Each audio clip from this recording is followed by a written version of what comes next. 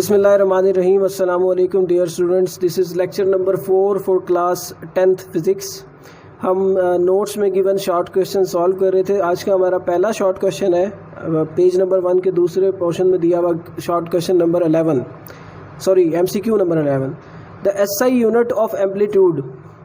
तो यहाँ पे 4 ऑप्शन गिवन है और SI यूनिट पूछा गया है किसका, एम्पलीट्यूड का।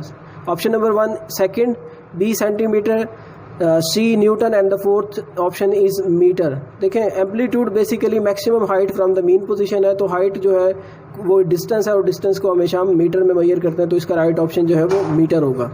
फिर नेक्स्ट आपके पास MCQ है for simple pendulum the formula of time period is.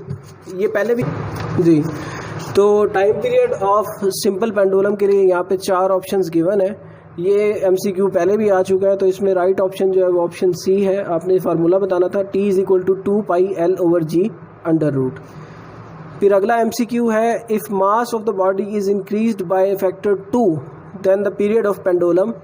यानी वो सवाल ये पूछ रहे हैं कि अगर जो बॉडी आपने अटैच की हुई है उसका मास अगर आप 2 टाइम्स इंक्रीज़ कर देते हैं तो टाइम पीरियड पे क्या इफ़ेक्ट होगा। देखिए टाइम पीरियड पे कोई इफेक्ट नहीं होगा, क्योंकि फार्मूले में आपको नज़र आ रहा होगा कि L और G यूज़ हुए हैं, 2 पैरामीटर्स, लेंथ और ग्रेविटी। तो मास इंक्लूड ही नहीं है फार्मूले में। इसका मतलब ये है कि कोई इम्पैक्ट नहीं पड़ेगा, तो आपका जो राइट ऑप्शन होगा वो ऑप्शन D होगा, रिमेन्स सेम।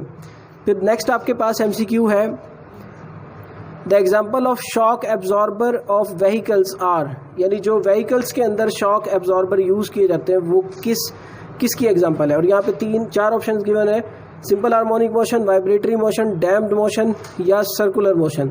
देखें बेसिकली सिंपल हार्मोनिक मोशन ही है, लेकिन वो भी डैम्प्ड कंडीशंस में। तो आपके पास राइट ऑप्शन जो है वो ऑप्शन C है, डैम्प्ड मोशन ऑफ यानी डैम्प्ड सिंपल हार्मोनिक मोशन। फिर नेक्स्ट आपके पास है which waves do not require medium for their propagation. कौन सी वेव्स ऐसी हैं जिनको अपनी प्रोपेगेशन यानी फैलाव के लिए मीडियम रिक्वायर्ड नहीं होता।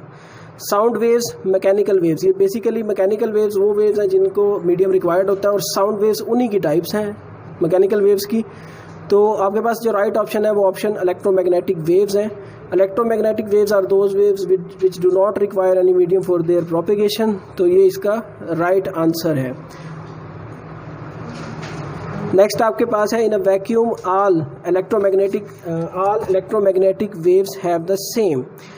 ठीक है, वैक्यूम के अंदर क्योंकि कोई आपके पास वो रुकावट नहीं होती, तो वहाँ पे जो जितनी भी वेव्स मूव कर रही होती है वहाँ पे उनकी जो स्पीड है वो डिस्टर्ब नहीं होती। तो इसका राइट ऑप्शन जो है वो ऑप्शन D है, स्पीड। यानी स्पीड ऑफ द वेव्स वो सेम होगी जितनी भी वेव्स मूव कर रही होंगी। तो यहाँ पे हम अपने लेक्चर को एंड करते हैं। हमें ज्वाइन करने का शुक्रिया, अपना ख्याल रखिएगा। अल्लाह हाफिज़।